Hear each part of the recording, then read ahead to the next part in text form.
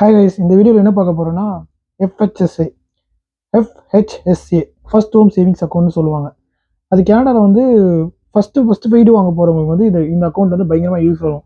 ஆனால் அதுக்கு மட்டும் யூஸ் ஆகாது, அது என்னென்ன பெனிஃபிட்ஸ் இருக்குன்றதை அந்த வீடியோவில் பார்க்க போகிறோம்.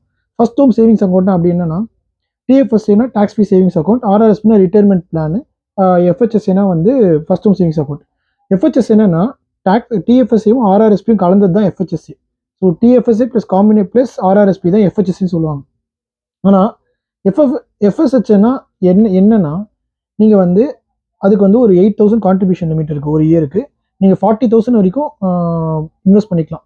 ஸோ நீங்கள் அக்கௌண்ட் ஓப்பன் பண்ணிட்டீங்கன்னா ஒரு வருஷமும் 8,000 கான்ட்ரிபியூஷன் லிமிட் வரும்.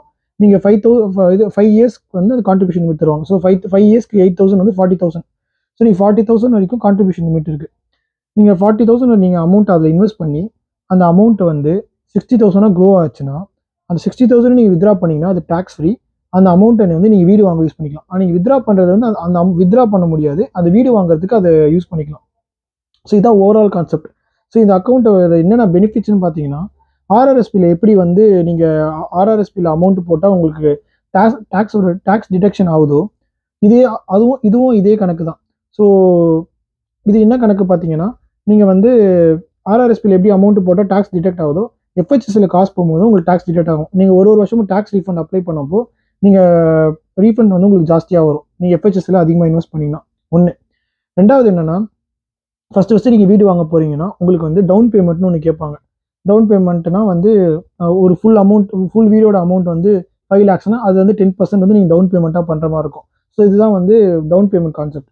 அந்த டவுன் பேமெண்ட்டை வந்து நீங்கள் கேஷ் சேர்த்து வச்சா பண்ண முடியும்.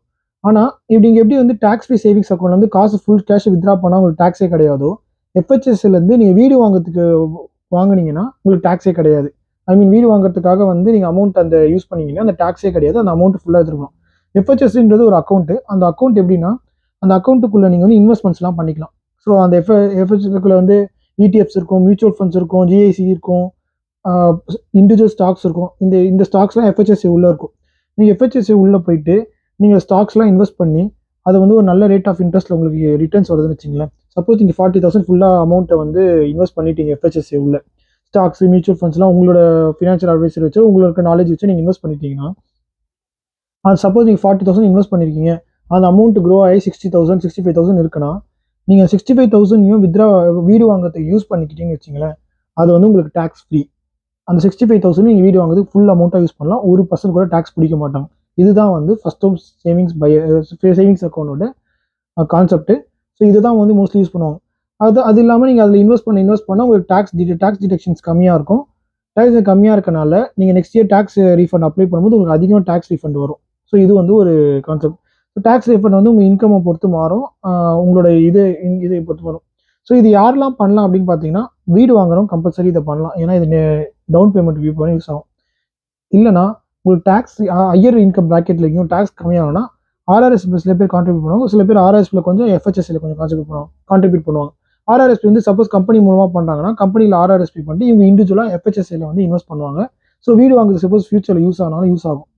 இன்னொன்று, சப்போஸ் நீங்கள் வீடு வாங்குற பிளானே கிடையாது, நீங்கள் வந்து இல்லை எனக்கு வந்து வீடு வாங்குற பிளான் கிடையாது, நான் வந்து திரும்ப இந்தியாவுக்கு போக போகிறேன், இல்லை திரும்ப நான் வந்து இல்லை நான் ரெண்டல் ஹவுஸ்லேயே எனக்கு கம்ஃபர்டபுளாக இருக்குது அப்படின்னு சொன்னீங்கன்னா, அந்த எஃப்ஹெச்எஸ்சியில் இருக்க அமௌண்ட்டை வந்து டேக்ஸ் எதுவுமே இல்லாமல் நீங்கள் ஆர்ஆர்எஸ்பிக்கு ட்ரான்ஸ்ஃபர் பண்ணிக்க முடியும். ஓகேங்களா, இதை நல்லா நோட் பண்ணிக்கோங்க.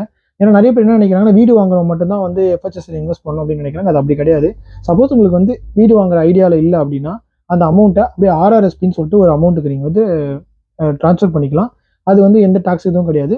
லேட்டர் நீங்கள் ஆர்ஆர்எஸ்பி ரிட்டர்மெண்ட் பிளானுக்காக யூஸ் பண்ணிக்கலாம், இல்லைனா வந்து ரொம்ப எமர்ஜென்சினா வித்ரா பண்ணிக்கலாம். இதுதான் கான்செப்ட். எஃப்ஹெச்எஸ்லேருந்து நீங்கள் வித்ரா பண்ண முடியாது. ஸோ நீங்கள் எஃப்ஹெச்எஸ்ல சப்போஸ் நீங்கள் வித்ரா பண்ணணும், உங்களுக்கு எமர்ஜென்சி ரொம்ப எமர்ஜென்சினா நீங்கள் அதை ஆர்ஆர்எஸ்பி ட்ரான்ஸ்ஃபர் பண்ணிட்டு ஆர்ஆர்எஸ்பி வித்ரா பண்ணீங்க. பட் நான் சொன்ன மாதிரி தான், ஆர்ஆர்எஸ்பி வித்ரா பண்ணாலும் அதுக்கு டேக்ஸ் இருக்குது, உங்கள் இன்கம் என்னவோ அதுக்கு வந்து டேக்ஸ் இருக்குது. ஸோ இதுதான் வந்து இப்போ எஃப்ஹெச்எஸ்ஏ வந்து ஃபஸ்ட்டு ஹோம் சேவிங்ஸ் அக்கௌண்ட். இதை வந்து வீடு வாங்குறதுக்கு வந்து யூஸ் பண்ணிக்கலாம். இதுதான் இங்கே கான்செப்ட். ஸோ மேக் ஷுர் நீங்கள் வந்து அந்த கான்ட்ரிபியூஷன் லிமிட்டை தாண்டி எக்ஸ்ட்ரா பண்ணக்கூடாது, ஏன்னா அதுக்கு டேக்ஸ் பிடிப்பாங்க. ஸோ உங்களுடைய 8,000 கான்ட்ரிபியூஷன் லிமிட்னா 8,000 மட்டும் இன்வெஸ்ட் பண்ணணும், அதை தாண்டி பண்ணக்கூடாது. நீங்கள் 8,000 வந்து நீங்கள் ஒன்ஸ் நீங்கள் அக்கௌண்ட்டு நீங்கள் அதை இன்வெஸ்டே பண்ணனாலும் பரவாயில்ல, நீங்கள் அக்கௌண்ட் ஓப்பன் பண்ணி வச்சிங்கன்னா வருஷம் உங்களுக்கு கான்ட்ரிபியூஷன் லிமிட் ஆட் ஆகும். ஃபஸ்ட்டு நீங்கள் அக்கௌண்ட் ஓப்பன் பண்ண உடனே தான் உங்களுக்கு கான்ட்ரிபியூஷன் லிமிட் ஸ்டார்ட்டே ஆகும். டேக்ஸ் ஃப்ரீ சேவிங்ஸ் அக்கௌண்ட் மாதிரி உங்களுக்கு எவ்ரி இயர் கான்ட்ரிபியூஷன் லிமிட் அவங்க ஓப்பன் பண்ணாவே தர மாட்டாங்க. இது எப்படின்னா நீங்கள் அக்கௌண்ட் ஓப்பன் பண்ணீங்கன்னா உங்களுக்கு ஸ்டார்ட்டே ஆகும். ஸோ சப்போஸ் நீங்கள் அக்கௌண்ட் ஓப்பன் பண்ணுறீங்கன்னா உங்களுக்கு வந்து 8,000 கான்ட்ரிபியூஷன் லிமிட் தருவாங்க. நெக்ஸ்ட் இயர் நீங்கள் இன்வெஸ்ட் பண்ணுறீங்களோ இல்லையோ 8,000 இன்னொரு 8,000 கொடுப்பாங்க. அது நெக்ஸ்ட் இயர் இன்னொரு 8,000 கொடுப்பாங்க. ஸோ ஓவராலாக வந்து 5 இயர்ஸ்க்கு வரைக்கும் உங்களுக்கு 8,000 கான்ட்ரிபியூஷன் லிமிட் தருவாங்க. ஸோ அது வந்து 40,000 வரைக்கும் நீங்கள் மேக்ஸ் அவுட் பண்ணிக்கலாம். உங்களுக்கு டேக்ஸ் ரீஃபண்டும் ஜாஸ்தியாக வரும்.